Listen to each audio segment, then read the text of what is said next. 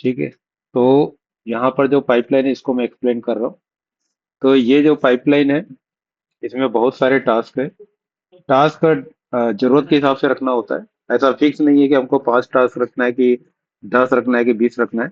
जो प्रोजेक्ट है उसका डिमांड्स होता है। तो जो सॉल्यूशन आर्किटेक्ट है वो डिसाइड करता है कि आपके पाइपलाइन में कौन कौन से टास्क होने चाहिए। और जो डेवॉप्स इंजीनियर है या एजोर एडमिन है वो उस पाइपलाइन को क्रिएट करता है। तो हर टास्क एक प्रोसेस को रन करता है, राइट। और ये टास्क सीक्वेंस में रन होते हैं। पहला टास्क रन होगा, देन सेकंड होगा, थर्ड होगा। और जितने भी उस पाइपलाइन में टास्क है पूरे कंप्लीट रन होते हैं। तब जाके हमको फाइनल जो है आउटपुट मिलता है। आउटपुट क्या होता है? डिप्लॉयमेंट। और यहाँ पर एक और वर्ड लिखा हुआ है CI/CD। तो CI/CD मतलब continuous integration and continuous delivery. तो CI में क्या होता है? कंटिन्यूअस इंटीग्रेशन मतलब कि ये ब्रांच वगैरह की जो मर्जिंग होती है बहुत फास्ट होती है, ऑटोमेटिक होती है।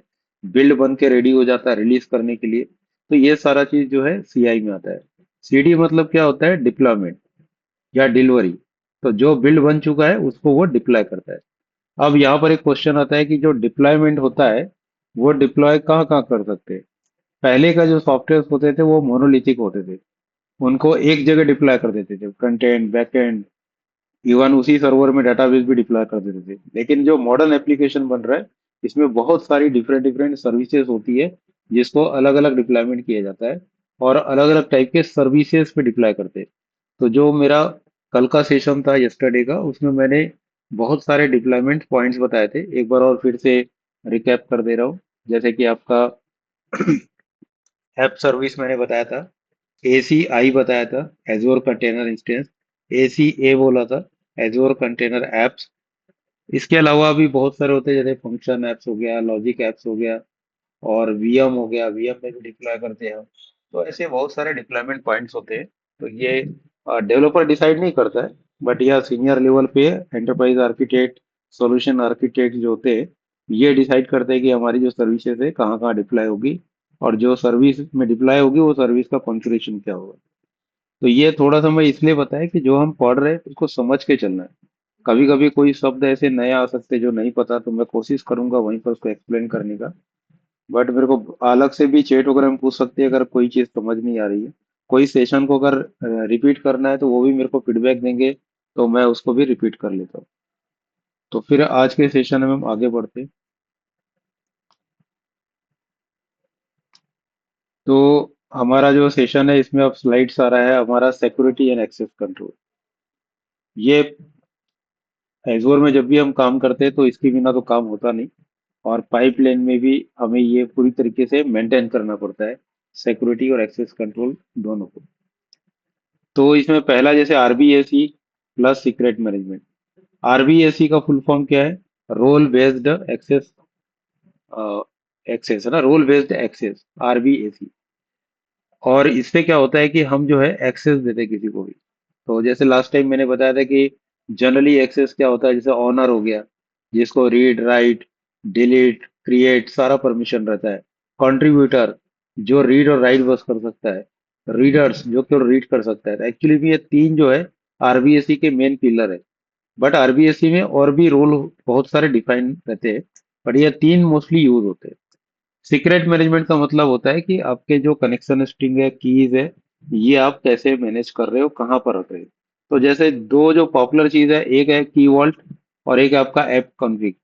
ये दोनों एजोर की सर्विस है। और इसका यूज करते हैं आपके सीक्रेट्स को, user ID, password, connection string, keys, इस टाइप की जो चीजें होती है जो बाहर किसी को पता नहीं चलना चाहिए। तो वो हम क्या करते हैं यहाँ पर रखते हैं। अब यहाँ पर एक क्वेश्चन आता है कि अगर ये किसी को पता चल गया तो क्या होगा। आपका अगर कनेक्शन स्ट्रिंग पता चल गया तो वो क्या कर सकता है? वो आपके डाटाबेस को अपने घर से बैठे कनेक्ट कर सकता है। डाटा को मैनिपुलेट कर सकता है, डाटा को डंप कर सकता है। या फिर अगर मान लो कि जैसे हमारा क्लाउड का मॉडल या LLM मॉडल है, उसका अगर सीक्रेट की अगर आउट हो गया तो सामने वाला अपना एप्लीकेशन बना के उसमें उसको जोड़ सकता है। यूज वो कर रहा है और बिल जो है दूसरे को देना पड़ेगा। जिसने LLM को डिप्लॉय किया है बिल तो उसका आएगा। लेकिन उसको यूज कोई दूसरा भी कर सकता है। तो ये थोड़ा सा मैं एग्जांपल इसलिए दे रहा हूँ ताकि कुछ नए लोग भी हैं तो उनको समझ में आए कि ये सब बातें बार बार क्यों हो रही है, बार बार सिक्योरिटी वर्ड्स क्यों आता है। तो यहाँ पर जो है सिक्योरिटी बहुत इंपॉर्टेंट होती है, और एक्सेस कंट्रोल इसलिए इंपॉर्टेंट होता है कि हमारे पास जो काम करने के लिए रिसोर्सेस होते हैं वो अलग अलग लेवल के होते हैं। तो उनको उस प्रकार से एक्सेस दिया जाता है जो उसकी जरूरत की चीज है। तो ये बहुत क्रिटिकल होता है। क्यों क्रिटिकल होता है? नो सीक्रेट्स इन कोड्स, यानी कि जो भी हम पाइपलाइन लिखते हैं, पाइपलाइन की जो स्क्रिप्ट लिखते हैं उसके अंदर कोई सीक्रेट्स बिल्कुल नहीं लिखना है। अगर सीक्रेट्स की जरूरत है तो आप कीवर्ड को यूज करो, ऐप कॉन्फ़िग को यूज करो, या आप पाइपलाइन वेरिएबल को भी यूज कर सकते हो। ठीक है, लेकिन कोड में कोई सीक्रेट्स वगैरह हमको नहीं डालने। सिक्योर रन टाइम एक्सेस, तो जो रन टाइम एक्सेस रहता है वहां पर भी बहुत सिक्योर होना चाहिए। तो हम जो एक्सेस वगैरह दे रहे हैं उसमें बहुत अलग अलग प्रकार के एक्सेस होते हैं, मैं आगे जाके बताऊंगा। तो जहां पर जो एक्सेस देना है वो हमें देना पड़ता है। और डायनेमिक कॉन्फ़िगरेशन है। डायनेमिक कॉन्फ़िगरेशन का मतलब है कि अगर किसी कारण से हमें कुछ चेंज करना पड़ गया, जैसे मान लो कि पाइपलाइन में एजेंट ही बदल गया, या पाइपलाइन में अचानक कोई कीज चेंज करना है, तो जब हम उसको सेंट्रल कॉन्फ़िगरेशन में रखते हैं, वहां चेंज कर देंगे तो पूरा पाइपलाइन उसको यूज करने लग जाता है। तो इसीलिए हम ज्यादातर जो है वेरिएबल्स यूज करते हैं, और वेरिएबल्स के अंदर ही हम इसको स्टोर करते हैं, जिसको सेंट्रल कॉन्फ़िगरेशन बोला जाता है। यहाँ पर एक दूसरा स्लाइड में देखेंगे राइट साइड में कि एपीआई मैनेजमेंट इंटीग्रेशन। यहाँ पर अब एक क्वेश्चन आता है कि एपीआई मैनेजमेंट क्या होता है। एपीआई मैनेजमेंट को जनरली एपीआई गेटवे भी बोलते हैं। एक्चुअली में क्या होता है कि जैसे मान लो हमारा बहुत बड़ा घर है, उसमें बहुत सारे रूम्स होते हैं, लेकिन अक्सर देखोगे उसमें एक मेन गेट होता है। तो मेन गेट से ही कोई व्यक्ति अंदर बाहर जाता है। अगर मान लो हमारी बिल्डिंग या प्रीमाइसेस है, कॉलेज है, स्कूल है या हॉस्पिटल है, वहां भी देखोगे तो उसका एक मेन गेट होता है जहां से ज्यादातर आना जाना होता है, मैक्सिमम लोगों का ट्रैफिक वहां से आती है। तो ये गेट्स क्या काम करता है? यहाँ पर हम लगा देते हैं सिक्योरिटी, और लगा देते हैं चेकिंग, और लगा देते हैं कुछ रूल्स पॉलिसी। तो इससे क्या होता है कि हम जिनको अंदर आने देना चाहते हैं, और वो चेकिंग के दौरान वही व्यक्ति या वो चीजें अंदर आएगी जिसको हम परमिशन दे रहे। सेम ऐसी क्लाउड के अंदर बहुत सारी सर्विसेज है। अभी डिप्लॉयमेंट भी जो हमारा हो रहा है ना, जैसे कि मैंने बोला वीएम में भी डिप्लॉय करते हैं, एसीआई में करते हैं, कंटेनर ऐप में करते हैं। तो ये सब अंदर तो बहुत सारी सर्विसेज है। लेकिन बाहर से जब कोई कॉल जाता है, आउटसाइड से कोई भी व्यक्ति पोस्टमैन से कॉल कर रहा है, या कोई फ्रंट एंड एप्लीकेशन को आउटसाइड माना जाता है, क्योंकि एक्चुअली में वो पब्लिकली एक्सपोज होता है। जो भी व्यक्ति वेबसाइट को ओपन करता है, डब्ल्यू डब्ल्यू करके जो यूआरएल डालता है अपना, एंटर करता है, तो वेबसाइट लोड हो जाता है। वेबसाइट लोड हो जाता है, उसके बाद वो क्लिक करके अपना काम करता है। जो जो बटन है या ऑप्शन है, मीनू है, उसमें क्लिक करता है। तो वहां से जो इवेंट जनरेट होता है, एपीआई कॉल होती है, वो एपीआई जा करके सबसे पहले एपीआई गेटवे में जाके ट्रिगर होती है। एपीआई गेटवे देखता है कि भाई इसको परमिशन है कि अंदर जाने का। अगर उसको अंदर जाने का परमिशन है तब वो उसको अंदर भेजता है, और अंदर से फिर वो उस सर्विस के पास जाती है जहां उसको जाना है। चाहे डाटाबेस के पास जाएगा, या फिर कोई बैकएंड के जो आपका डिप्लॉयमेंट होके रखा हुआ है, एज्योर कंटेनर ऐप पे जाएगा। तो इस प्रकार से वो अंदर से डाटा फिर वापस लेके भी जाएगा। यानी रिक्वेस्ट लेके आया है, रिस्पॉन्स लेके जाएगा, बट ये एक प्रकार का गेटवे होता है एपीआई मैनेजमेंट। तो एपीआई मैनेजमेंट जैसे यहाँ लिखा हुआ है, एक्सपोज एपीआई प्रोफेशनली, यानी एपीआई तो हमने बना लिया, और एपीआई बनाने के बाद हम क्या किया, उसको डिप्लॉय भी कर दिए, और एपीआई रनिंग कंडीशन में आ गई। बट क्या हुआ, एपीआई हम बाहर पब्लिक में या फ्रंट एंड में डायरेक्ट डालेंगे नहीं, हम एपीआई मैनेजमेंट के थ्रू इसको एक्सपोज करेंगे, क्योंकि यहाँ पर बहुत सारी पॉलिसीज, बहुत सारी सिक्योरिटी हम लगा सकते हैं। तो हमारे अंदर के जो डाटा है, हमारी जो सर्विसेज है, वो सेफ रहती है हैकर्स वगैरह से। तो एपीआई मैनेजमेंट कंपलसरी है। अगर मान लो कि आज की डेट में किसी भी क्लाउड में काम कर रहे हैं, एडब्ल्यूएस में, जीसीपी में, एजोर में, तो आपको एपीआई गेटवे के थ्रू ही आपको एपीआई को बाहर एक्सपोज करना होगा। तो ये क्या काम करता है? Fetch container app and points. जैसे कि मान लो कि कंटेनर से उसके एंड पॉइंट्स यहाँ पर रजिस्टर्ड रहते हैं। फैच करता है मतलब जब ये डिप्लॉयमेंट होता है ना पाइपलाइन, तो नया एपीआई अगर कोई डेवलपर ने बनाया है, आज जैसे 4 एपीआई नया बन गया है, और वो पाइपलाइन रन करके डिप्लॉय कर रहे हैं, तो वो 4 एपीआई को एंड पॉइंट से, यानी कि कंटेनर ऐप से फैच करेगा, और एपीआई ऐप में जाके इसको मैप कर देगा। तो ये आगे मैं बताऊंगा पाइपलाइन में कैसे एपीआई एम मैपिंग होती है। वेट भी करता है थोड़ा सा। वेट इसलिए करता है कि जब कोई डिप्लॉय होता है एपीआई, तो डिप्लॉय होते साथ वो रन नहीं होता है, उसको थोड़ा समय लगता है। और खास करके कंटेनर ऐप में उसका रेप्लिका तैयार होता है। रेप्लिका रनिंग मोड में आने में कभी कभी 1 मिनट भी लग जाता है, और कभी कभी वो 10 सेकंड और 20 सेकंड में भी स्टार्ट हो जाता है। लेकिन कुछ तो समय लेता है, तो हमें फिर वेटिंग करना पड़ता है, क्योंकि जब तक एंड पॉइंट बनेगा नहीं, वो नया एपीआई को मैप करने के लिए उठा नहीं पाएगा। इंपोर्ट स्वेगर, स्वेगर से वो पूरी एपीआई ले लेता है, जो भी एपीआई है उसको ले करके एपीआई गेटवे में जाके मैप करता है। तो इसका रिजल्ट क्या होता है कि API exposed via managed gateway, है ना। तो एपीआई गेटवे क्या होता है, मैनेज्ड गेटवे होता है। तो वहां से हम एपीआई को एक्सपोज करते हैं। सिक्योर, स्केलेबल एंड मॉनिटर्ड होता है, यानी कि काफी सिक्योर है, क्योंकि यहाँ पर पॉलिसीज लगी हुई है, सिक्योरिटी लगा हुआ है। रेट लिमिटिंग से लेके बहुत सारी चीज हम लगा के रखते हैं यहाँ पर। बहुत ही सिक्योर होता है। स्केलेबल है, स्केलेबल का मतलब है कि multiple application at A time same API को कॉल करता है, सबको सर्विस प्रोवाइड करता है। और मॉनिटर्ड है, यानी कि सारी एपीआई यहीं से अंदर जा रही है। तो अगर मान लो कि हमारा जो अगर कोई मॉनिटरिंग कर रहे एजोर मॉनिटर के द्वारा या फिर एप्लीकेशन साइट के द्वारा, तो हम इजीली देख सकते हैं कि हमारी एपीआई कौन सी ब्रेक हो रही है, कौन सी स्लो चल रही है, क्योंकि वो यहाँ से डाटा को फैच भी कर सकता है। तो यहाँ पर एक फ्लो हम देख लेते हैं हमारी पाइपलाइन का, एंड टू एंड ऑटोमेशन। हमारी पाइपलाइन कैसे रन होती है। तो कोड कमिट सबसे पहले होता है। डेवलपर जब काम कर लेते हैं तो कमिट कर देते हैं, पुश कर देते हैं, पीआर बना लेते हैं। देन उसके बाद हमारा ये सेकंड स्टेप होता है, जिसमें बिल्ड बनता है पहले। फिर उसके बाद टेस्ट होता है। टेस्ट, यूनिट टेस्टिंग वगैरह रन कर सकते हैं यहाँ पर। ऑटोमेशन टेस्ट भी रन कर सकते हैं। तो ये टास्क बना के डालनी पड़ती है, तब वो रन होता है। एनालिसिस होता है। और इसके बाद जो है हमारा डॉकर इमेज तैयार होता है। और डॉकर इमेज जब बन जाता है तो उसको पुश कर दिया जाता है एसीआर में। एसीआर मतलब एजोर कंटेनर रजिस्ट्री। वहां पर वो इमेज पुश हो जाता है।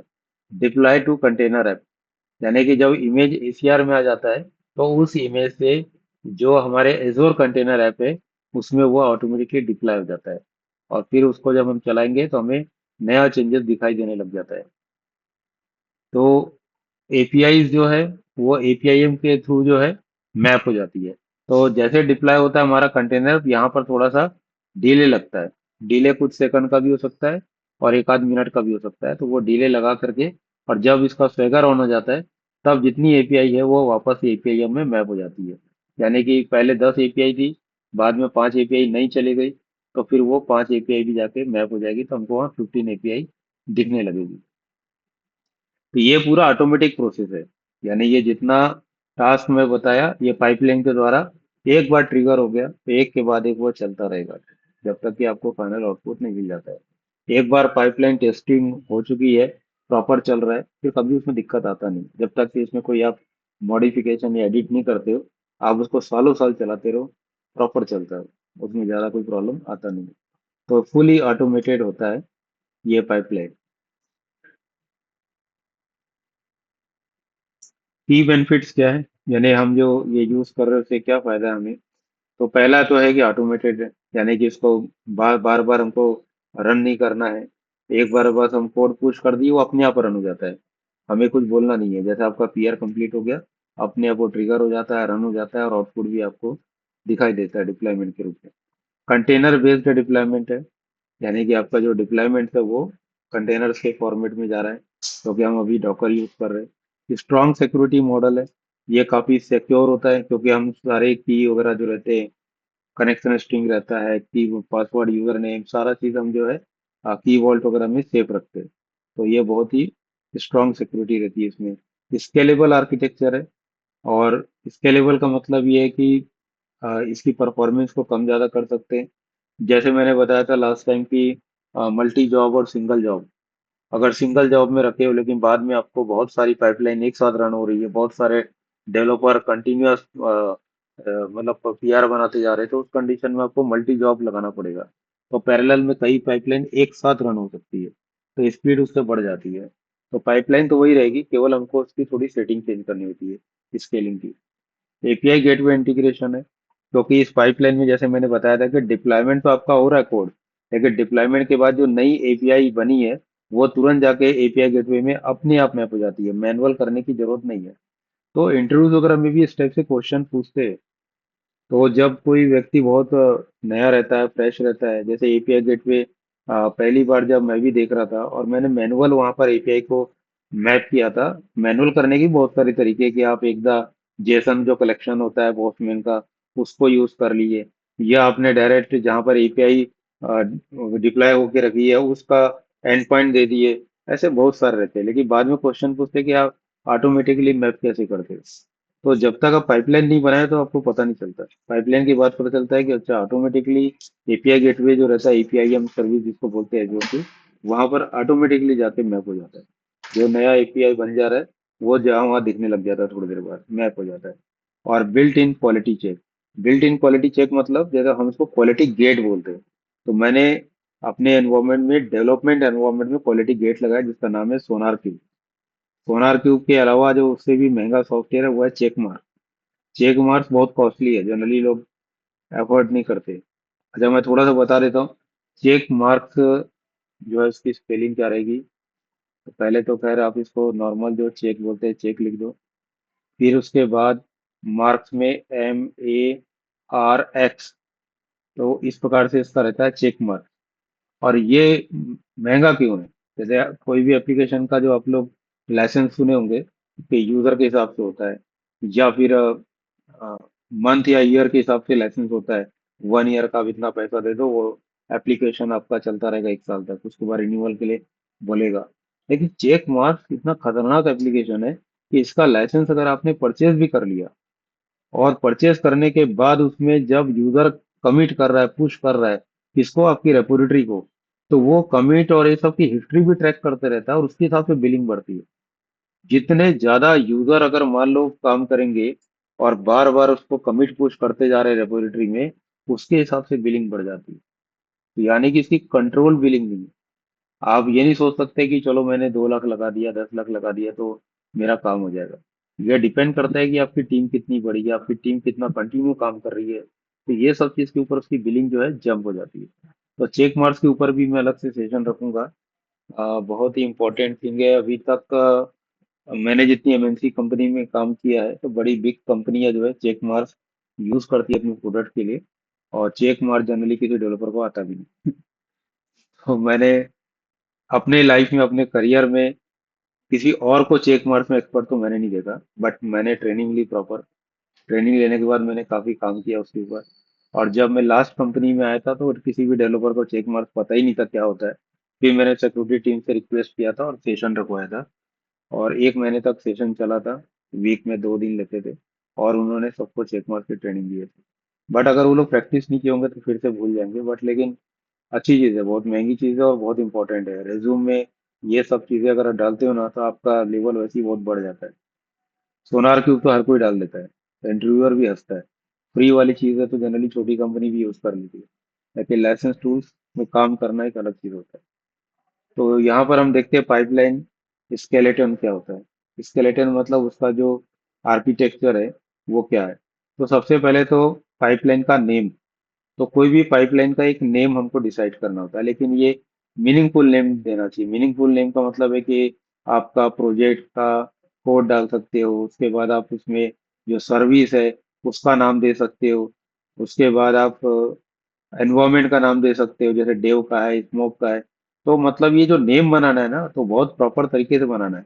ये जो नाम दिया ये गलत है, ये तो सैंपल है। लेकिन आपको जब नाम देना किसी पाइपलाइन का, तो प्रॉपर मीनिंगफुल देना है, ताकि पता चले कि ये पाइपलाइन एग्जैक्ट किस सर्विस के लिए बनी हुई है, क्या काम करेगी, कौन से एनवायरमेंट में जाने वाले हैं, इसका डिप्लॉयमेंट। ऐसा करके प्रॉपर नेम देना है, मीनिंगफुल। फिर इसके बाद सेकंड आता है ट्रिगर पाइपलाइन और डेव ब्रांच। तो अगर मान लो मैं डेव ब्रांच के लिए पाइपलाइन पहले बना रहा हूँ, तो डेव ब्रांच से पीआर बनेगा। देखिए, जब मैं स्मोक के लिए बनाऊंगा तो स्मोक ब्रांच में पीआर बनेगा, स्मोक ब्रांच से ट्रिगर होगा। ठीक है। तो इसमें जब डेव ब्रांच अगर मैं लिखा हूं, तो यहाँ पर देखो कोड क्या लिखा हुआ है, ट्रिगर करना है। किस ब्रांच से करना है? डेव से करना है। इसका मतलब है, इस कमांड का मतलब ये है कि अगर डेव ब्रांच में किसी भी प्रकार का नया कोड अगर आ जाता है, तो ये पाइपलाइन अपने आप रन हो जाएगी। अपने आप रन हो जाएगी। चाहे वो कोड एक छोटा सा डॉट भी क्यों ना हो, एक सिंगल करेक्टर ही क्यों ना हो। यहाँ पर पॉलिसी लगा के रखे हैं कि अगर डेव रेपोजिटरी में अगर किसी प्रकार का कोई चेंजेस हुआ, क्योंकि पीआर जब अप्रूव होता है तो क्या होता है, चेंजेस आता है। जैसे स्प्रिंट 7 से डेव ब्रांच में हमने पीआर बना दिया, तो स्प्रिंट 7 से फाइल चली जाती है, तो फाइल बहुत सारी जाती है। 100 भी हो सकती है, 1000 भी हो सकती है, जो जाके वहां मर्ज होती है और फिर उसके बाद पाइपलाइन रन होता है। लेकिन अगर कोई एक डॉट लगा के भी चेंजेस कर दिया तो पाइपलाइन ट्रिगर हो जाएगी। वापस से उतना पूरा प्रोसेस चलेगा जितना कि एक्चुअल चलता है, पाइपलाइन में जितना है वो रन होगा एक के बाद एक टास्क। तो ये उसको बोलते हैं ट्रिगर। फिर यहाँ पर देखोगे डिफाइन पाइपलाइन स्टेजेस। तो पाइपलाइन के जो स्टेजेस होते हैं अलग अलग, जैसे एक पहला स्टेज क्या दिखा रहा है, बिल्ड, कंपाइल, टेस्ट, डॉकर। तो ये एक स्टेज हो गया। सेकंड स्टेज क्या बोल रहा है, dB migration, apply database schema changes. तीसरा स्टेज क्या बता रहा है, डिप्लॉय, डिप्लॉय टू कंटेनर है।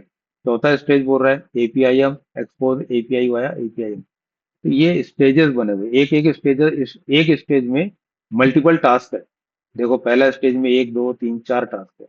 तो ऐसे स्टेज बना के रखते हैं हम कि पहला स्टेज, दूसरा स्टेज, तीसरा, चौथा स्टेज। अच्छा स्टेज अभी समझ में नहीं आएगा, जब डिप्लॉयमेंट होता है तो वहां पर एक व्यू आता है, और व्यू के अंदर स्टेज होते हैं। कभी पहला स्टेज जो है इनिशियलाइज हो गया, अगर कोई एरर आ गई, तो जैसे आप किसी को बताओगे कि भाई मेरे इसमें एरर आ गया, तो मैं बोलूंगा कहाँ आ गया, आप बोलोगे सेकंड स्टेज में आ गया। तो सेकंड स्टेज क्या है, डीबी माइग्रेशन का है। तो मैं समझ जाऊंगा कि डीबी माइग्रेशन के समय कुछ कोड में इशू आ गया। तो इस प्रकार के स्टेजेस रहते हैं, और एक एक स्टेजेस में मल्टीपल टास्क होते हैं। तो पाइपलाइन का नाम जैसे मैंने बताया कि बहुत ही मीनिंगफुल रखना है। ट्रिगर ऑन डेव ब्रांच, यानी कि किस ब्रांच से ट्रिगर करना है वो हमको मेंशन करना पाइपलाइन में। अगर डेव डेव डेवलपमेंट के लिए अगर बना हुआ पाइपलाइन है तो डेव ब्रांच से ट्रिगर होगा। स्मोक के लिए अगर मान लो आपने पाइपलाइन बनाया तो स्मोक ब्रांच से ट्रिगर होगा। यूएट के लिए पाइपलाइन बनाए तो यूएट के ट्रिगर होगा। और प्रोडक्शन के लिए अगर बनाया तो प्रोडक्शन ब्रांच से ट्रिगर होगा। तो ये याद रखो कि जो एनवायरमेंट होता है वो उस ब्रांच से हमें मैप करना पड़ता है। Four stage including dB. तो डीबी माइग्रेशन है तो यहाँ पर फोर स्टेज है। पहले डीबी माइग्रेशन नहीं था तो थ्री स्टेज था। अब डीबी माइग्रेशन के कारण फोर आ गया। मैं अगर और इसमें एक स्टेज डालूंगा, जैसे इसमें एक रह गया कौन सा, सोनार क्यूब रह गया। तो सोनार क्यूब का भी एक स्टेज है, उसके अंदर भी मल्टीपल टास्क है। तो एक सोनार क्यूब का भी स्टेज आएगा। तो ऐसे स्टेज बहुत बढ़ भी सकते हैं, डिपेंड करता है आपका प्रोजेक्ट कितना कॉम्प्लेक्स है, या आपके सॉल्यूशन आर्किटेक्ट ने कैसा उसे डिजाइन किया हुआ है। तो ये हम देखते हैं कि CI trigger on code push. तो ट्रिगर कब होगा, जब कोड पुश होगा। लेकिन हम जो है डायरेक्ट कोड पुश कभी नहीं कराते। हम कोड पुश कराते हैं पीआर के बाद। पीआर जो आपका ना पहले बनता है। तो पीआर का मतलब क्या है, पुल रिक्वेस्ट। तो पुल रिक्वेस्ट बनेगा, अप्रूव होगा, उसके बाद कोड जो है वो उस ब्रांच में जाएगा। आपके लोकल ब्रांच है तो पुश पुल आप करते रहते हो, लेकिन जो डेवलपमेंट ब्रांच है उसमें आप पुश नहीं कर सकते, आपको पीआर ही रेज करना पड़ेगा। पीआर अप्रूव होने के बाद ही वो आपका जो है वो पुश होगा उसमें कोड, और जैसे पुश कोड होगा या कोई चेंजेस आएगा, पाइपलाइन अपने आप ट्रिगर हो जाएगी और स्टार्ट हो जाएगी वर्क करना। तो यहाँ पर जब पीआर वैलिडेशन बिफोर मर्ज, तो पीआर आपको बताना पड़ेगा कि ब्रांच इसका कौन सा डेव। तो आप देखो यहाँ पर तीन चीज था। पहला वाला जो इसके पिछला स्क्रीन था, उसमें भी डेव ब्रांच पे हमने मैप किया हुआ था। यहाँ पर जो है ट्रिगर को भी हमने जो है मैप किया डेव ब्रांच से, और पीआर भी हमने डेव ब्रांच रखा है। तो किसी भी पाइपलाइन का सबसे पहले स्टेज में पहला टास्क जो होता है ये डिसाइड करना, और ये आपको डिफाइन करना पड़ेगा। अच्छा पाइपलाइन अलग अलग प्रकार के होते हैं, जैसे कि सिंगल ब्रांच के लिए, सिंगल एनवायरनमेंट के लिए सिंगल पाइपलाइन। जैसे मैं जो दिखा रहा हूँ ये सिंगल पाइपलाइन है, यानी कि डेवलपमेंट की पाइपलाइन है, ओनली फॉर डेवलपमेंट ब्रांच और डेवलपमेंट एनवायरनमेंट। स्मोक के लिए मैंने अलग बनाया, यूएट के लिए अलग बनाया। लेकिन अगर मैं चाहूँ तो वन सिंगल पाइपलाइन चारों एनवायरनमेंट के लिए बना सकता हूँ। तो जैसे ट्रिगर है ना, डेव, स्मोक, यूएट, प्रोडक्शन सारे लिखने पड़ेंगे। पीआर में भी मेरे को सारे लिखने पड़ेंगे। तब वो क्या करेगा, चेक करेगा। अच्छा चेंजर स्मोक में आ गए तो स्मोक वाली पाइपलाइन को रन करते और स्मोक में डिप्लॉयमेंट करते। तो यानी कॉमन पाइपलाइन बनाएंगे तो वो स्मोक डेव सबके लिए हैंडल हो जाएगा। बट मेरा प्रोजेक्ट बहुत कॉम्प्लेक्स था, माइक्रो सर्विस आर्किटेक्चर बेस्ड, तो मुझे लग रहा था कि काफी दिक्कत आएगा, तो मैंने सेपरेट पाइपलाइन बनाया। आप लोग को स्क्रीन दिखाऊंगा अभी पाइपलाइन कैसे दिखता है, ओपन करके भी दिखा दूंगा।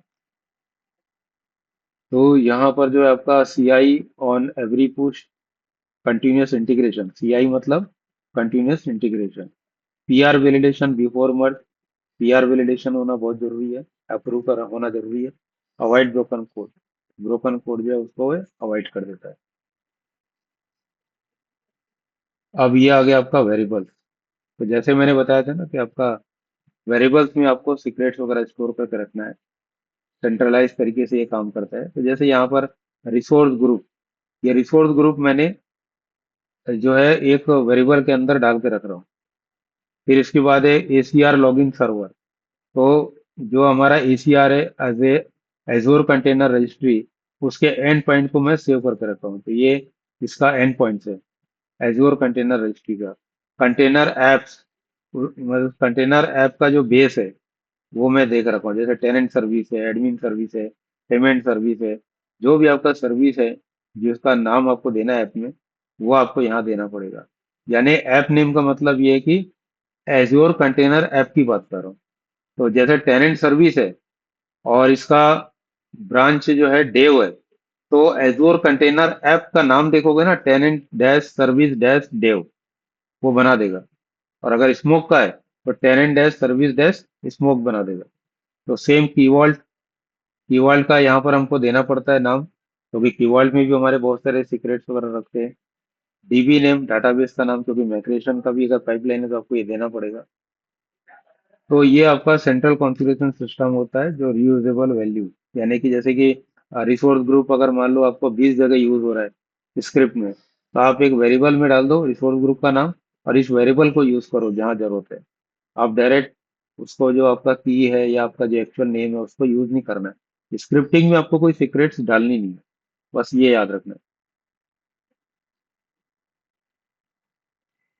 Build stage entry, build stage entry मतलब जैसे अभी आपका हो गया था, ट्रिगर वगैरह हो चुका है, तो अब ट्रिगर वगैरह हो जाएगा तो उसके बाद क्या होगा, बिल्ड आएगा। तो बिल्ड स्टेज रन होगा। तो बिल्ड स्टेज में क्या करेगा, ये बिल्ड बनाएगा आपका एप्लीकेशन जो भी होगा, चाहे नेक्स्ट.जेएस का होगा, डॉट नेट का होगा, जावा का होगा, पाइथन का होगा, तो वो बिल्ड बनाएगा। बिल्ड का मतलब क्या होता है, जनरली कुछ लोग अगर नहीं समझ रहे होंगे, तो बिल्ड का मतलब ये होता है कि हम जो सॉफ्टवेयर बनाते हैं, हम जो कोड लिखते हैं, जब उसको रन करते हैं, जब उसका आउटपुट लाने की कोशिश करते हैं, तो वो जो है उस फॉर्मेट में रन नहीं होता। जैसे कि C# में हम कोड लिख रहे हैं, सी लैंग्वेज में लिख रहे हैं, C# में लिख रहे हैं, तो वो C# का कोड रन नहीं होता। तो वो कंपाइल कोड, कंपाइल करना पड़ता है उसको, तो उसको बोलते हैं बिल्ड करना। उसमें DLL बन जाती है और एग्जैक्ट वो DLL रन होती है रन टाइम पे। तो बिल्ड का मतलब होता है कि आपका जिस टेक्नोलॉजी में कोडिंग कर रहे हो उस टेक्नोलॉजी से वो कंपाइल कोड में कन्वर्ट कर देता है, इसको बोलते हैं बिल्ड करना। तो बिल्ड करने के बाद ही आपका एप्लीकेशन रन होगा। तो इसमें स्टेज जो है, बिल्ड स्टेज की हम बात कर रहे हैं, जिसमें आपका आ, ये बिल्ड हो रहा है। बिल्ड के जस्ट बाद आपका क्या रन हो जाता है, यूनिट टेस्टिंग, ये हो जाता है। अच्छा, ये बिल्ड कहाँ रन हो रहा है, रन ऑन एजेंट। तो जैसे मैं बताया था ना, दो प्रकार के एजेंट होते हैं, है ना। एक जो होता है सेल्फ होस्टेड एजेंट, और सेल्फ होस्टेड एजेंट का मतलब होता है कि जिसको हम VM बना करके दे रहे हैं। और एक होता है इनबिल्ट, यानी कि एजूर डेवॉप्स एजेंट होता है, जो ऑलरेडी एजूर डेवॉप्स के साथ हमको मिलता है। तो डिपेंड करता है, छोटा मोटा काम कर रहे हैं तो आप सेल्फ होस्टेड, मतलब जो है सेल्फ होस्टेड तभी लेते हैं जब आपका काम बहुत बड़ा है। छोटा काम है तो इनबिल्ट वाला जो डेवॉप्स वाला एजेंट है उसको लेके हम काम कर सकते हैं। अब इसके बाद का जो स्टेज आता है जिसमें जैसे कि .NET 10 का अगर मैं API का पाइपलाइन अगर बना रहा हूँ, तो यहाँ पर जो है .NET 10 इंस्टॉल होगा। ये टास्क है। तो ये जब टास्क आपका रन होता है, तो इस टास्क का मतलब क्या है कि .NET 10 आपका इंस्टॉल होता है। कहाँ इंस्टॉल होता है, एजेंट में होता है। तभी आपका वो बिल्ड हो पाएगा, उसके आगे काम कर पाएगा, उसके यूनिट टेस्टिंग को रन कर पाएगा। तो अगर मान लो कि जैसे ये नेक्स्ट.जेएस का होता, तो यहाँ पर क्या इंस्टॉल होता, नोड.js। और क्या इंस्टॉल होता, npm। तो ऐसे अलग अलग टेक्नोलॉजी में जब काम करते हैं तो उसका जो मेन बेस SDK होता है वो पहले इंस्टॉल होता है, क्योंकि ये इंस्टॉल होने के बाद ही उसके कोड जो है वो समझ में आएंगे। और ये सारा काम जो चल रहा है किसमें चल रहा है, एजेंट में चल रहा है। तो इसके बाद अच्छा, ये जो कोड आ रहे हैं ना बीच बीच में, ये पाइपलाइन के कोड है। अभी बड़ा पाइपलाइन दिखाऊंगा ना, उसके अंदर ऐसे बहुत सारे टास्क बने हुए हैं। तो यहाँ पर वो टास्क को मैं समझा रहा हूँ। तो अभी हमारा जो है कि अगला ऑप्शन आ गया, रीस्टोर न्यूगेट डिपेंडेंसी। तो जैसे कि .NET का SDK इंस्टॉल हो गया, इंस्टॉल होते ही वो क्या करेगा, चेक करेगा कि इसमें कितनी डिपेंडेंसीज इंस्टॉल की गई है। वो सारे डिपेंडेंसीज को वापस से रिलोड करेगा, रिस्टोर करेगा। किसमें करेगा, एजेंट में करेगा। बिल्ड द एप्लीकेशन, और उसके बाद फिर से बिल्ड को तैयार करेगा। तो एक फाइनल बिल्ड जो हमारा रेडी हो जाएगा। अगर किसी कारण से बिल्ड फेल हो जाता है तो आपकी पाइपलाइन फेल हो जाती है, आपका डिप्लॉयमेंट वगैरह कुछ नहीं होगा। पाइपलाइन जहाँ फेल हो गई वहीं रुक जाएगी, और आपको दिखाई देगा कि पाइपलाइन फेल हो गई। फिर हम जाकर रीजन देखेंगे कि क्या रीजन है, और फिर उसको रिजोल्व करने का ट्राई करेंगे। इसके बाद और एक टास्क है टेस्ट एग्जीक्यूशन। तो ये वाला टास्क क्या काम करता है, टेस्ट को एग्जीक्यूट करता है। हालांकि मैंने अपने करंट प्रोजेक्ट में इसको नहीं डाला है, क्योंकि अभी हमने ब्रेक किया हुआ है यूनिट टेस्टिंग को। बट अगर आपने यूनिट टेस्टिंग किया हुआ है, तो या स्टार्टिंग से आप कर रहे हो, तो आप पाइपलाइन में यूनिट टेस्टिंग को रन करने का कमांड दे सकते हो। और आप पॉलिसी लगा सकते हो कि अगर यूनिट टेस्टिंग कोई भी अगर फेल होता है, तो आप जो है रोक सकते हो, पाइपलाइन को रोक दोगे, डिप्लॉयमेंट होने नहीं दोगे। तो ये डेवलपर के लिए बहुत ही क्रिटिकल सिचुएशन आ जाएगी, क्योंकि सारे यूनिट टेस्ट रन होने चाहिए। इससे भी और ऊपर का अगर पॉलिसी लगाना है, तो ये लगा सकते हैं कि अगर यूनिट टेस्टिंग का जो कोड कवरेज है, line coverage, branch coverage greater than 80% होना चाहिए। अगर 80% से नीचे है तो आप कोड ही डिप्लाई नहीं कर सकते। तो ये सबसे क्रिटिकल कंडीशन हो जाएगी, और मेरे ख्याल से लगभग मैंने लाइफ में जितने डेवलपर्स देखे, मैं जानता हूँ कि सब इससे डरते हैं बहुत ज्यादा, लाइन कवरेज और ब्रांच कवरेज। क्योंकि लाइन कवरेज, ब्रांच कवरेज किसी एक डेवलपर के हाथ में नहीं होता है, आपकी पूरी टीम की। क्योंकि जो एप्लीकेशन में आप काम कर रहे हो, और आपने उसके लाइन कवरेज को 85% तक लेके आ गए, पर अगर आपका दूसरा कलीग भी काम कर रहा है, उसने जाकर के कुछ मॉडिफिकेशन एक सेंट्रल लॉजिक में कर दिया, तो आपका 85% से सीधा वो 40% पे आ गया, तो आपका डिप्लॉयमेंट तो रुक जाएगा।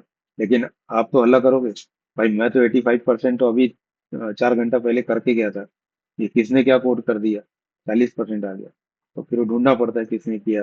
अब भाई तूने वापस से चेक क्यों नहीं किया डिप्लॉयमेंट से पहले कि उसका कोड कवरेज कितना हो रहा है। तो इस टाइप की चीजें रहती है। तो आगे मैं और बताऊंगा जब इसके बारे में हम पढ़ेंगे डिटेल में।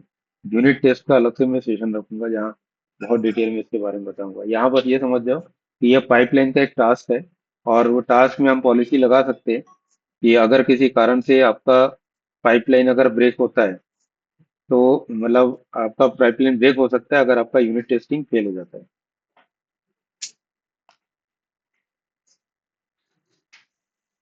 देखो सोनार क्यूब इंटीग्रेशन यहाँ पर है। तो सोनार क्यूब इंटीग्रेशन मैंने किया हुआ है। तो सोनार क्यूब मतलब क्या है, क्वालिटी गेट। क्या चेक करता है, क्वालिटी चेक करता है। यानी कि आपका ये कोड में अगर मान लो जो स्कैन करता है सिक्योरिटी को, अगर कोई वल्नरेबिलिटी है, इश्यूज है, उसको पूरा कलेक्ट कर लेता है, और कलेक्ट करके रिपोर्ट जनरेट कर देता है। तो सोनार क्यूब जो है यहाँ पर रन होता है। तो इसमें एक टास्क होता है जो सोनार क्यूब को पहले प्रिपेयर करता है, ताकि वो एनालिसिस कर सके कोड को। और सेकंड टास्क होता है जो कोड को एनालाइज करता है। और तीसरा टास्क होता है जो रिपोर्ट जनरेट हुआ है उसको जाके पब्लिश करता है सोनार क्यूब में। तो सोनार क्यूब का एक एप्लीकेशन भी होता है, और उस एप्लीकेशन में आप लॉगिन जब करोगे, तो आप वहां पर देख सकते हो कि आपके कौन कौन से प्रोजेक्ट में कितने वल्नरेबिलिटी, कितने इश्यूज वहां पर दिखाई दे रहे हैं। आप उसको डीप डिबगिंग भी कर सकते हो, और अंदर जाके भी देख सकते हो कि ये इशू किससे रिलेटेड है, क्या है, इस टाइप से। और मल्टीपल यूजर बना सकते हैं हम सोनार क्यूब में। तो मैं तो कोशिश करता हूँ कि जितने डेवलपर है सबका यूजर बना के उनको लॉगिन पासवर्ड दे दो, कि भाई आपका डिप्लॉयमेंट के समय आप देख लो वहां जाके। अच्छा, मैं ये पॉलिसी भी लगा सकता हूँ, अभी मैंने नहीं लगाया, लेकिन अगर मैं लगा दिया कि उसमें वल्नरेबिलिटी है, तो पाइपलाइन ब्रेक हो जाएगी, डिप्लॉयमेंट नहीं होगा। तो ये बड़ी मुसीबत हो जाएगी डेवलपर के लिए, क्योंकि कभी कभी हमें बहुत फास्ट डेवलपमेंट करना पड़ता है, तो कुछ कंप्रोमाइज करना पड़ता है। तो फिलहाल मैंने सोनार क्यूब लगाई है ऑब्जर्वेशन के लिए, लेकिन पाइपलाइन को मैं ब्रेक नहीं कर रहा हूँ। अभी एक और टास्क इंपॉर्टेंट वाला आ गया आपका, डॉकर बिल्ड एंड पुश। तो अभी तक क्या हो रहा था, फिर से हम एक बार रिकैप कर लेते हैं। सबसे पहले आपने ब्रांच में पुश किया कोड, पीआर के द्वारा कोई कोड चेंजेस हुआ, तो ट्रिगर हो गया पाइपलाइन। तो पाइपलाइन जैसे ट्रिगर हो गया, तो वो उसमें लिखे हुए थे हम कि अगर मान लो डेवलपमेंट ब्रांच में अगर कोई चेंजेस आ गया, तो डेवलपमेंट वाली पाइपलाइन ट्रिगर हो जाएगी। और वो क्या करेगी फिर, कि सबसे पहले प्रोजेक्ट का मेन जो प्रोजेक्ट होता है उसको पकड़ेगी, फिर चेक करेगी ये कौन सी टेक्नोलॉजी है। डॉट नेट है तो डॉट नेट का एसडीके इंस्टॉल होगा, न्यूगेट पैकेज इंस्टॉल होगा। उसके बाद फिर उसमें बिल्ड वगैरह बनना स्टार्ट होगा। बिल्ड जब आपका बनेगा तो उसके बाद यूनिट टेस्टिंग रन हो जाएगा। यूनिट टेस्टिंग के बाद जैसे आपका सोनार क्यूब मैंने लगाया, तो सोनार क्यूब पूरा काम करना चालू करेगा, एनालिसिस करेगा, वल्नरेबिलिटी वगैरह को फाइंड आउट करेगा और उसके बाद रिपोर्ट वगैरह पब्लिश करेगा। उसके बाद फिर हम यहाँ पर आ जाएंगे। ये वाला टास्क क्या बोल रहा है? डॉकर का टास्क है, जो कि बोल रहा है कि आपको डॉकर का जो बिल्ड बना हुआ है उसको बिल्ड को लेकर के आपको डॉकर इमेज बनाना है। और ये डॉकर इमेज जब बन जाएगा तो इसको क्या करना है? पुश करना है एसीआर पे। एसीआर मतलब एज्योर कंटेनर रजिस्ट्री। तो यहाँ पर वर्ड्स को बार बार जब आ रहे हैं ना तो इसको याद कर लो परमानेंट। तो एसीआर मतलब एज्योर कंटेनर रजिस्ट्री क्या काम करता है? डॉकर इमेज को कलेक्ट करके रखता है। तुम्हारे प्रोजेक्ट के जितने भी डॉकर इमेज रहते हैं वो यहीं पर मिलेंगे। इसको जाके खोलोगे और खोलने के बाद इसमें रेपोजिटरी में जाओगे, आपको पूरी लिस्ट से डॉकर इमेज दिखाई देंगे। तो ऐसे दुनिया का एक और जो सबसे बड़ा हब है डॉकर का, उसको बोलते हैं Docker hub. Docker hub world का एक ऐसा हब है जहां पर कई हजार करोड़ और डॉकर इमेजेस रहते हैं। तो वहां पर प्राइवेट भी होता है, पब्लिक भी होता है। कुछ ऐसे इमेज है जो प्राइवेट है, यानी कि वो कंपनी जिसको देना चाहे वही एक्सेस कर पाएगा।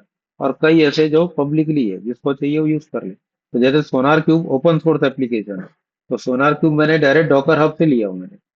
तो डॉकर हब से डायरेक्ट वो आकर के इंस्टॉल हुआ मेरे एजेंट में, सोनार क्यूब, क्योंकि ओपन सोर्स है। उसके लिए मुझे परचेस करने की जरूरत नहीं है। फ्री सॉफ्टवेयर जिसको बोलते हैं। तो ये आपका डॉकर इमेज जो है एसीआर में चले जाता है इस टास्क के बाद। इसके बाद एक और टास्क ऐड हुआ है पाइपलाइन में, वो है डाटाबेस माइग्रेशन।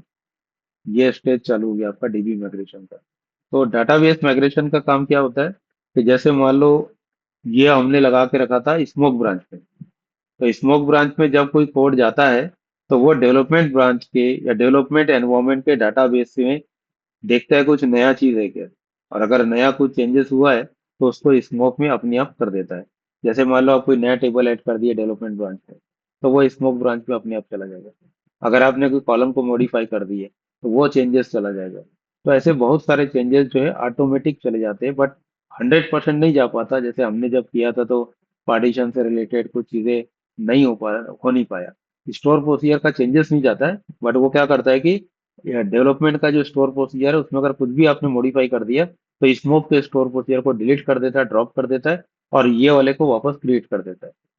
लेकिन जो टेबल होता है उसमें क्या होता है? मॉडिफाई हो जाता है, क्योंकि उसमें ऑल्टर कमांड दिया हुआ है। स्टोर प्रोसीजर में ड्रॉप करके ही डायरेक्ट क्रिएट किया जाता है। लेकिन ये थोड़ा सा कॉम्प्लिकेटेड था, बट हमने इसको एक अच्छे लेवल पे जाके डन कर दिया। तो डाटाबेस माइग्रेशन मुझे काफी समय से करना था, क्योंकि मैनुअल डिप्लॉयमेंट करने में क्या होता है कि डेवलपर कभी स्टोर प्रोसीजर डालना छोड़ दिया, भूल गया, है ना, गलती से कुछ चेंजेस कर दिया डेवलपमेंट में, स्मोक में नहीं किया। और स्मोक में टेस्टर बोल रहा है कि भाई ये चल नहीं रहा फंक्शनैलिटी। काफी देर बाद पता चलता है कि अच्छा ये छूट गया है, और उसके बाद फिर उसको डिप्लॉय करना हो, तो इसमें समय चले जाता है डेवलप करने में सब। तो ऑटोमेशन हर जगह होना चाहिए ताकि आपका काम थोड़ा आसान हो जाए, परफेक्ट हो जाए और एक्यूरेसी से चलता रहे। अगला देखते हैं डीबी माइग्रेशन। ये इसी का पार्ट है, पिछला जो बता रहा था डाटाबेस माइग्रेशन की जो बात हो रही है, डीबी माइग्रेशन, उसमें सेकंड पार्ट आता है ईएफ का, एंटिटी फ्रेमवर्क फॉर माइग्रेशन। क्योंकि डाटाबेस माइग्रेशन अलग अलग टेक्नोलॉजी से होता है। ईएफ फोर माइग्रेशन मैंने यूज किया है। इसके अलावा भी कम से कम 10-12 और टेक्निक्स है डाटाबेस माइग्रेशन करने का, बट मैंने ईएफ फोर माइग्रेशन यूज किया, जिसके कारण मुझे एंटिटी फ्रेमवर्क को भी एजेंट में इंस्टॉल करना पड़ा। तो पाइपलाइन में जितने भी आप देख रहे हो टेक्नोलॉजी ना, ये एजेंट में इंस्टॉल करना जरूरी है, अदरवाइज इसको वो रन नहीं कर पाएगा। तो एंटिटी फ्रेमवर्क को भी मुझे क्या करना पड़ा? इंस्टॉल करना पड़ा। डीबी कनेक्शन सिक्योर भी। तो आपका जो डाटाबेस कनेक्शन है एग्जैक्ट एक तो वेरिएबल में होना चाहिए। तो यहाँ पर जो डॉलर करके आपको जो दिखाई दे रहा है ना, ये वेरिएबल्स है। और ये बोलते हैं पाइपलाइन वेरिएबल। तो पाइपलाइन वेरिएबल के अंदर आप डाटाबेस कनेक्शन डाल के रख सकते हो। तो ये जहां पर भी आपको जरूरत पड़ेगा यहाँ से वैल्यू लेकर के असाइन हो जाएगा। लेकिन जैसे ये एनवायरमेंट वेरिएबल है ना, इसको एनवायरमेंट वेरिएबल बोलते हैं। तो एनवायरमेंट वेरिएबल में हमने क्या करके रखा है? डिफाइन करके रखा हुआ है डाटाबेस कनेक्शन को। तो ये सिक्योर भी है, ताकि किसी और को वो ना मिल सके बड़ी आसानी से। तो आप कीवर्ड में भी डाल के रख सकते हो। जैसे बताया एनवायरमेंट वेरिएबल में आप डाल के रख सकते हो, और एक ऐप कॉन्फ़िग होता है उसमें भी डाल के रख सकते हो। तो ये आपका सिक्योर पाइपलाइन कहलाता है। अब उसके बाद ये फाइनल स्टेज में पहुंच जाते हैं, डिप्लॉयमेंट स्टेज।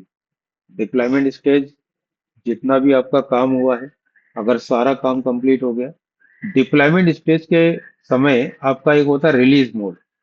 यानी आपका कोड बिल्ड होकर के रिलीज के लिए रेडी हो चुका है, तो आप बोल सकते हैं कि अब डिप्लॉयमेंट इसको किया जा सकता है। तो ये डिप्लॉयमेंट वाला स्टेज होता है। तो जो भी हमारा टारगेट सर्विस है, मैंने लास्ट टाइम भी बताया था ना, डिप्लॉयमेंट हम एसीआर में भी करते हैं, एसीआई में करते हैं, वीएम में करते हैं, और भी बहुत सारे फंक्शन ऐप में भी करते हैं। तो अलग अलग सर्विसेज होती है। तो जो भी आपका टारगेटेड डिफाइंड है पाइपलाइन में, वहां पर ये डिप्लॉयमेंट स्टार्ट हो जाएगा। तो डिप्लॉयमेंट के पहले नियम है कि आपका डीबी डाटाबेस जो है वो, पिछला वाला जो स्टेप था वो सक्सेस होना चाहिए। इवन कोई भी पिछला स्टेप सही होना चाहिए, अदरवाइज पाइपलाइन को ब्रेक ही हो जाता है पाइपलाइन, डिप्लॉयमेंट तक पहुंचता नहीं। अगर यहाँ तक पहुंचा है, इसका मतलब आपका पिछला सारा टास्क सक्सेसफुली रन हो चुका है और आप यहाँ तक आ चुके हो। तो ये डिप्लॉयमेंट स्टेज बोलते हैं इसको। डिप्लॉयमेंट स्टेज में आपका क्या बोल रहा है, डिप्लॉयमेंट लॉजिक। तो यहाँ पर ये लॉजिक्स लगा रहता है, एग्जैक्ट। ये लॉजिक्स एजोर कंटेनर ऐप में होता है, वीएम वगैरह में या किसी में नहीं मिलेगा आपको। एग्जैक्ट होता क्या बता रहा हूँ। जैसे एग्जांपल के लिए, मैं जो डिप्लॉयमेंट कर रहा हूँ वो कंटेनर ऐप में कर रहा हूँ, एजोर कंटेनर ऐप, राइट। ये मेरा टारगेट है, मेरे पास बहुत सारी सर्विसेज है, पेमेंट सर्विस, टेनेंट सर्विस, बहुत सारी सर्विस है। ये सारी सर्विस को मैं एजोर कंटेनर ऐप में डिप्लॉय कर रहा हूँ। तो एजोर कंटेनर ऐप में डिप्लॉय कर रहा हूँ, तो ये जब कोड में लिख देता हूँ ना इफ कंडीशन के साथ, तो इसका मतलब ये होता है कि अगर एजोर कंटेनर अवेलेबल है तो उसको अपडेट कर दो, और अगर एजोर कंटेनर अवेलेबल नहीं है तो नया क्रिएट कर दो। तो जैसे मान लो अभी हमारे पास कम से कम एजोर कंटेनर ऐप 20 के आसपास होगा। अब एक नया सर्विस अगर मैं चालू करता हूँ कल की डेट में, जैसे परचेज सर्विस स्टार्ट करता हूँ, तो परचेज सर्विस का जब हम प्रोजेक्ट वगैरह बनाएंगे, रेपोजिटरी में पुश करेंगे, तो जो हमारा लीड है सबसे पहले क्या करेगा, पाइपलाइन बनाएगा। पाइपलाइन डायरेक्ट नया नहीं बनाएगा। मैं बताया था ना कि हमेशा टेम्पलेट यूज करो। टेम्पलेट मतलब एक ऑलरेडी बना हुआ पाइपलाइन है जो टेस्टेड है, आप उसको ले लो, लेके उसमें थोड़ा बहुत मॉडिफाई कर दो और उसको यूज करो। तो जब पाइपलाइन बना करके पहली बार जब पाइपलाइन को रन करेंगे, तो अपने आप जो है ये कंटेनर ऐप क्रिएट हो जाएगा, क्योंकि नया है, नया सर्विस है, तो बना हुआ नहीं है। एक जब सेकंड टाइम रन करेंगे तो ऑलरेडी क्रिएटेड है, तो वो क्या करेगा, अपडेट हो जाएगा। तो ये कंटेनर ऐप के लिए पाइपलाइन में से कंडीशन लगानी पड़ती है कि अगर वो नहीं है तो बन जाएगा, और बना हुआ है तो उसको केवल अपडेट करता रहेगा बार बार जब हम डिप्लॉयमेंट करेंगे। तो ये भी यहाँ पर मैंने शो कर दिया। एनवायरमेंट वेरिएबल फिर यहाँ पर आ गया। तो एनवायरमेंट वेरिएबल ये लेकिन कंटेनर ऐप का है। देखो वेरिएबल दो जगह मैं बता रहा हूँ। एक तो पाइपलाइन वेरिएबल की बात किया था मैं पिछले बार जब बात करा था। पाइपलाइन वेरिएबल अलग होता है। जब पाइपलाइन में आपको दिखाऊंगा, तो पाइपलाइन के उधर राइट साइड में एक वेरिएबल का ऑप्शन है, उसको क्लिक करेंगे तो पाइपलाइन में यूज होने वाले कुछ वेरिएबल्स आप वहाँ डिफाइन कर सकते हो। बट लेकिन जब कंटेनर ऐप है, इसके अंदर एनवायरमेंट वेरिएबल होता है, और ये एनवायरमेंट वेरिएबल के अंदर भी हम अपने कॉन्फ़िगरेशन वैल्यू हो गया, जैसे कि मान लो कीवर्ड का यूआरआई, ये क्यों डालना पड़ता है। जैसे मान लो कंटेनर ऐप में आपने कोई सर्विस डिप्लॉय की और उस सर्विस को डाटाबेस से कनेक्ट करना है, तो कनेक्शन स्ट्रिंग चाहिए। तो कनेक्शन स्ट्रिंग कैसे पता चलेगा कहाँ से लाना है। तो कंटेनर ऐप में क्या करेंगे, हम एनवायरमेंट वेरिएबल में कीवर्ड का यूआरआई डाल के रखते हैं। तो वो क्या करता है, कीवर्ड को कॉल करता है और वहां से जो कनेक्शन स्ट्रिंग चाहिए उठा लेता है, डाटाबेस को कनेक्ट करता है और अपना क्वेरी रन कर देता है।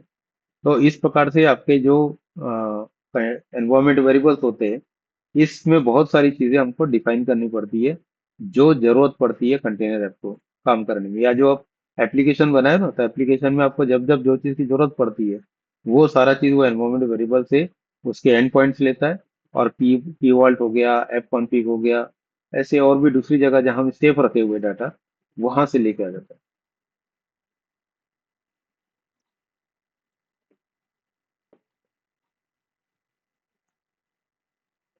आरबीएसई असाइनमेंट, आरबीएसई जो रहता है, ये सर्विस टू सर्विस भी हम जो एक्सेस देते हैं। यहाँ पर एक नया चीज और बता रहा हूँ मैं, सर्विस टू सर्विस भी हम देते हैं।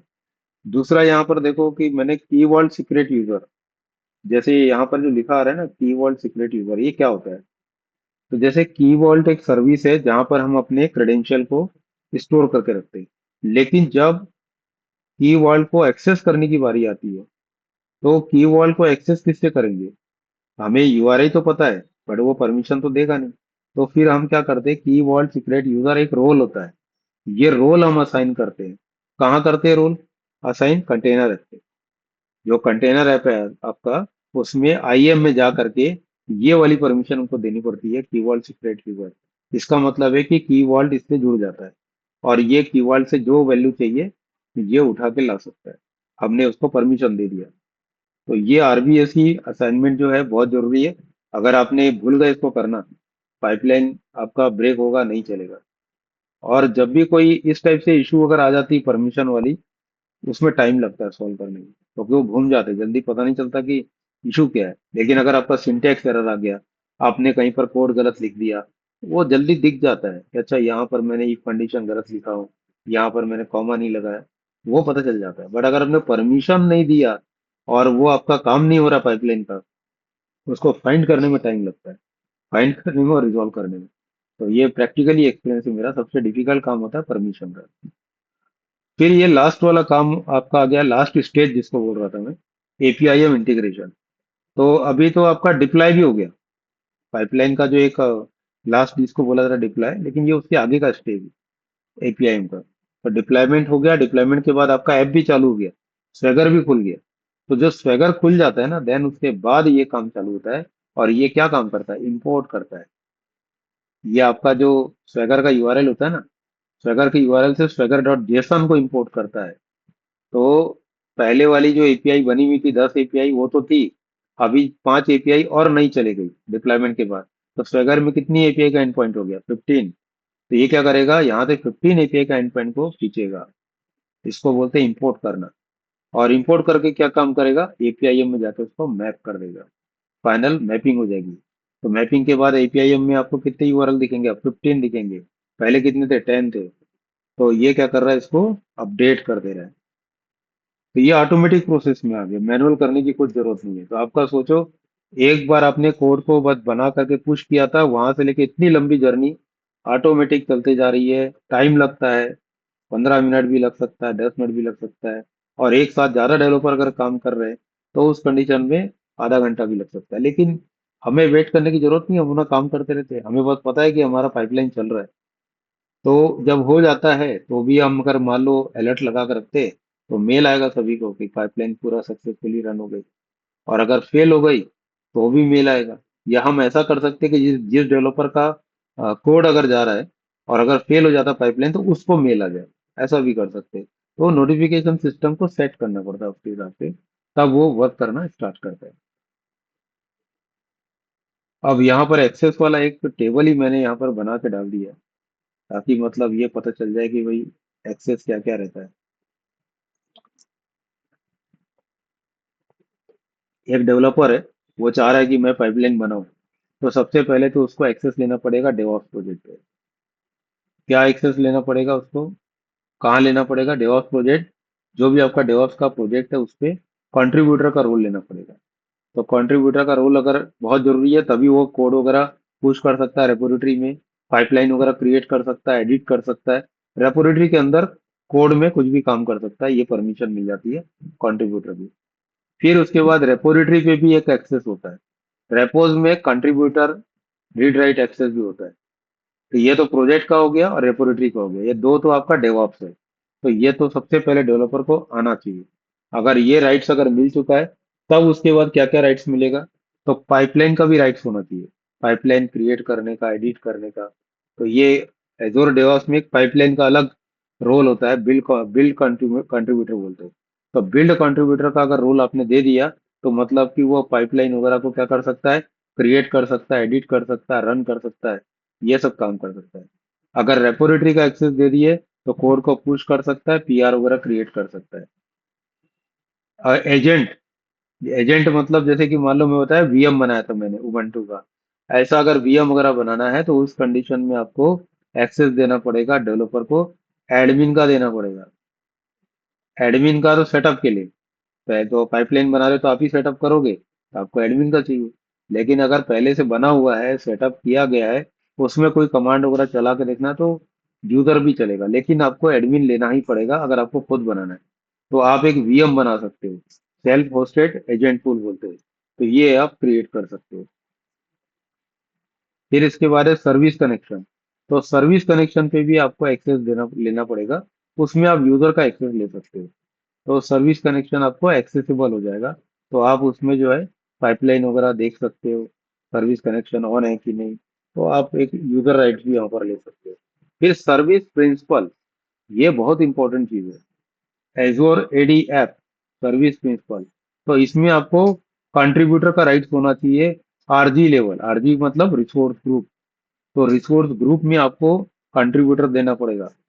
तो मेरे जो टीम लीड है जो पाइपलाइन का काम करता है, तो मैंने उसको रिसोर्स ग्रुप में प्रैक्टिकल करके जो रिसोर्स ग्रुप है उसमें परमिशन दे दी है। तो वो परमिशन कंट्रीब्यूटर का मैं दिया हूँ, क्योंकि उससे बहुत सारी प्रॉब्लम सॉल्व हो जाती है।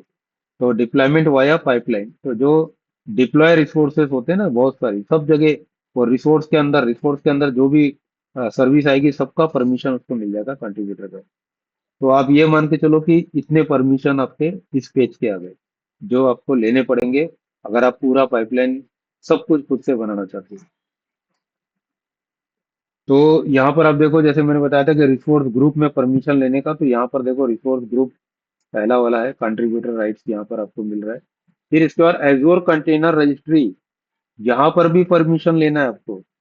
क्योंकि आप अगर परमिशन नहीं लोगे तो आपका जो डॉकर इमेज है वो आप पुश पुल नहीं कर पाओगे, तो आपको ये दोनों परमिशन लेना पड़ेगा। तो दोनों परमिशन मतलब डेवलपर को नहीं लेना, ये आर्क पुश आर्क पुल का जो परमिशन है आपको एजोर कंटेनर रजिस्ट्री पे देना पड़ेगा, ताकि मतलब वो परमिशन ले सके कि भाई यहाँ इमेज मेरे पास आ सके और मैं इमेज को कहीं भेज सकूँ। तो पुश का डॉकर इमेज उसके लिए आर्क पुश होता है, पुल इमेज इन कंटेनर ऐप उसके लिए आर्क पुल होता है। तो जब मैं बता रहा था कि आपका बिल्ड बनने के बाद डॉकर पुश हो रहा था, तो वो डॉकर पुश आपका कहाँ हो रहा था, एसीआर में हो रहा था, एजोर कंटेनर रजिस्ट्री में।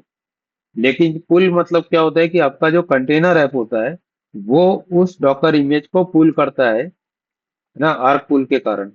तब आपको नया चेंजेस जो है कंटेनर ऐप में दिखाई देता है, जिसको आप बोलते हैं कि आपका फाइनल डिप्लॉयमेंट हो चुका है। तो कंटेनर ऐप जो है उसमें आपको कंट्रीब्यूटर का एक्सेस आपको चाहिए, ये डेवलपर को भी चाहिए, क्योंकि डेवलपर को कभी कभी उसमें क्या काम करना पड़ता है। तो जैसे एनवायरमेंट वेरिएबल वगैरह सेट करना पड़ गया, कभी कुछ सेटिंग्स रहती है उसके अंदर, कॉन्फ़िगरेशन सेटिंग और स्केलिंग करनी पड़ती है। तो ये सब चीज़ के लिए आपको परमिशन चाहिए कंटेनर ऐप में, तभी आप जो है क्रिएट अपडेट कंटेनर ऐप कर सकते हो। ये भी बहुत जरूरी परमिशन है। देन उसके बाद की वॉल्ट का भी परमिशन होना चाहिए। की वॉल्ट में आपको जाके डालना पड़ेगा ना की और वैल्यू, सीक्रेट्स वगैरह डालने के लिए भी तो परमिशन चाहिए कि आपके वो दिखाई तो दे, फिर उसमें आप एडिट भी कर सको। तो आपको यहाँ पर की वॉल्ट सीक्रेट यूजर की परमिशन आपको भी चाहिए। प्लस आपके जो कंटेनर ऐप होते हैं इसमें भी आपको की वॉल्ट सीक्रेट यूजर डालना पड़ता है, क्योंकि वो डायरेक्ट अपने आप भी की वॉल्ट को एक्सेस करता है। और डेवलपर किस क्यों करता है, क्योंकि डेवलपर को की वॉल्ट के अंदर नए सीक्रेट्स वगैरह ऐड करने हैं या पुराने को मॉडिफाई करना है, तो उसे भी एक्सेस चाहिए होता है। ऐप कॉन्फ़िगरेशन, तो ऐप कॉन्फ़िगरेशन है, तो इसमें भी एक एक्सेस होता है, रोल होता है ऐप कॉन्फ़िगरेशन डाटा रीडर। ये कम से कम चाहिए, ये किसको चाहिए, ऐप कॉन्फ़िगरेशन का डाटा रीडर का, ये चाहिए आपके कंटेनर ऐप को। कंटेनर ऐप को आपको एक्सेस देना पड़ेगा ताकि ऐप कॉन्फ़िगरेशन के अंदर से वो की वैल्यू पेयर को उठा सके, जो भी आपने कॉन्फ़िगरेशन डाटा रखा है। लेकिन डेवलपर को क्या देना पड़ेगा इसमें, कंट्रीब्यूटर का देना पड़ेगा, क्योंकि डेवलपर जो है इसमें डाटा डाल भी सकता है, मॉडिफाई भी कर सकता है, डिलीट भी कर सकता है। तो कंट्रीब्यूटर, डिलीट नहीं सॉरी रीड राइट, कंट्रीब्यूटर मतलब रीड राइट का परमिशन इसमें हमको देना पड़ेगा। ऐप में एपीआई मैनेजमेंट में भी आपको परमिशन देना पड़ेगा। तो एपीआई मैनेजमेंट परमिशन आपका दो तीन प्रकार का होगा। एपीआई मैनेजमेंट सर्विस कंट्रीब्यूटर, ये डेवलपर को भी चाहिए, और सेम ये वाली परमिशन कंटेनर ऐप को भी चाहिए, ताकि कंटेनर ऐप जो है एपीआईएम से कनेक्ट हो सके, सिंक हो सके। सिंक करना बोलते हैं इसको, इंपोर्ट अपडेट एपीआई का मतलब है सिंक करना। फिर पोस्टग्रेस इक्वल में भी आपको एक्सेस होना चाहिए, और बल्कि फुल एक्सेस होना चाहिए, फुल एक्सेस या डीबी ऑनर। इसके बिना तो आप डीबी माइग्रेशन का काम ही नहीं कर सकते। तो मैंने जो पोस्टग्रेस इक्वल में एक यूजर बनाया है अपने आप को as a admin, as a owner, और मैं वही वाला क्रेडेंशियल अपने टीम लीड को दे देता हूँ। वो कनेक्शन स्ट्रिंग से वो काम कर लेता है डीबी माइग्रेशन का। लेकिन वो जो यूजर मैं दिया हूँ वो डीबी ओनर है। मैं उसमें अगर अलग अलग यूजर बनाऊंगा डेवलपर के नाम से, तो मैं उसमें अलग अलग एक्सेस दे सकता हूँ, बट मैंने अभी किया नहीं है। एक ही यूजर बना के अभी हम काम कर रहे हैं। बट एक्चुअली में देखा जाए तो बनाना चाहिए। हर डेवलपर का अलग से यूजर आईडी बनता है डाटाबेस को एक्सेस करने के लिए।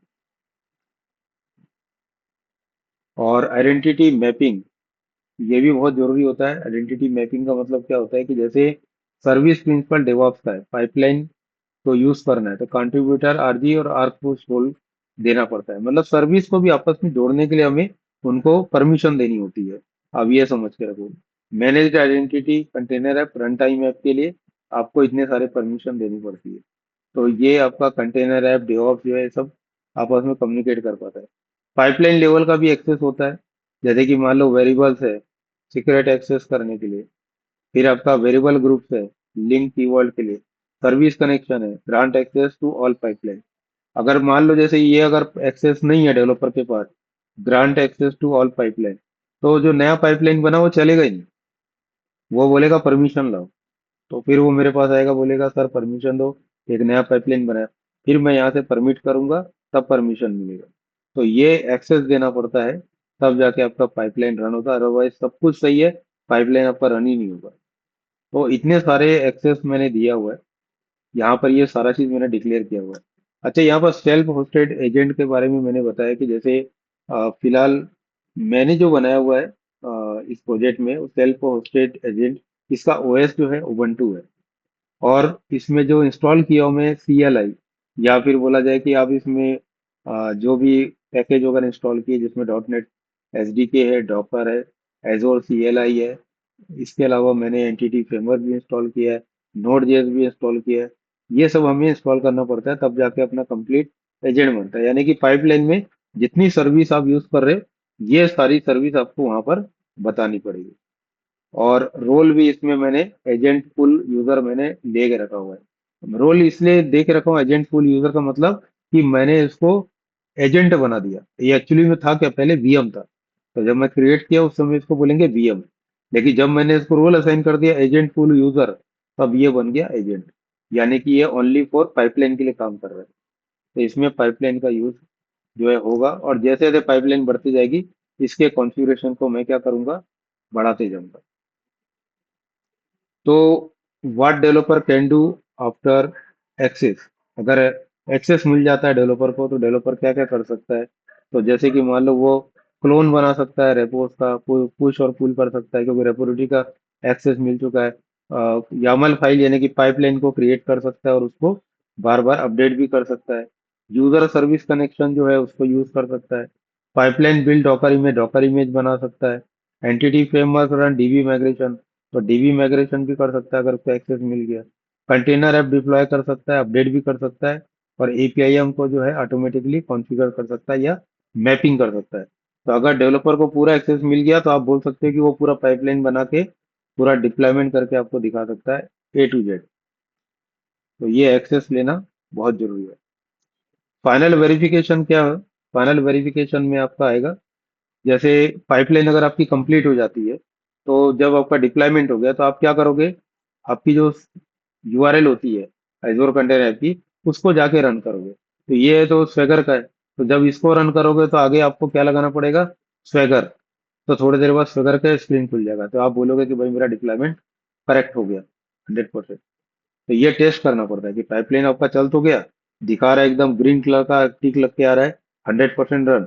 लेकिन आपका डिप्लॉयमेंट हुआ कि नहीं हुआ, तो आपको इसको रन करना पड़ेगा। कई बार पाइपलाइन चल जाता, बट आपका जो चेंजेस है नहीं पहुंच पाता, ऐसे हुआ है 2-3 बार। तो फिर हम उसको रिजॉल्व कर लेते हैं, कभी कभी इशू आ जाता है। लेकिन ज्यादातर जो 99%, अगर पाइपलाइन ओके, डिप्लॉयमेंट हो जाता है और वो रन भी हो जाता है प्रॉपर। तो ये आपका चल रहा है लास्ट में, कॉमन मिसिंग परमिशन। अगर मान लो किसी कारण से कोई परमिशन मिस हो गया है, आपने आर्क पुश डालना भूल गए, सीक्रेट यूजर बनाना भूल गए, और डेफिनेटली इसको फाइंड आउट करने में थोड़ा टाइम लगता है।